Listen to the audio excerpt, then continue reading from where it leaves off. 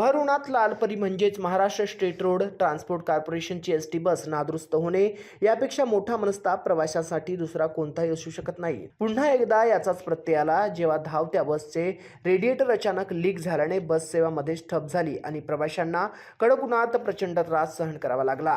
मिळालेल्या माहितीनुसार भर उन्हात प्रवाशांना घेऊन जाणाऱ्या एसटी बसचे रेडिएटर अचानक लीक झाल्यामुळे बसचे इंजन प्रमाणाबाहेर तापले आणि चालकाला गाडी रस्त्याच्या कडेला उभी करावी लागली। अचानक झालेल्या या तांत्रिक बिघाडामुळे प्रवाशांचा खोडंबा झाला। रणरणत्या उन्हात आजूबाजूला कुठली सावली नसताना लहान मुले, महिला आणि वृद्ध प्रवाशांना बसमधून खाली उतरावे लागले। अनेक प्रवासी उष्णतेमुळे त्रस्त झाले। दुसरे कोणतेही वाहन किंवा पर्यायी व्यवस्था वेळेत उपलब्ध न झाल्यामुळे अखेर अनेक प्रवाशांना या कडक उन्हात पायी चालत पुढचा प्रवास करावा लागला। या घटनेमुळे पुन्हा एकदा लालपरीच्या दुरवस्थेवर प्रश्नचिन्ह निर्माण झालाय। उन्हाळ्याच्या दिवसात बसांची विशेष तपासणी आणि देखभाल आवश्यक असताना एसटी प्रशासनाच्या दुर्लक्षतेमुळे प्रवाशांमध्ये तीव्र संताप व्यक्त केला जात आहे।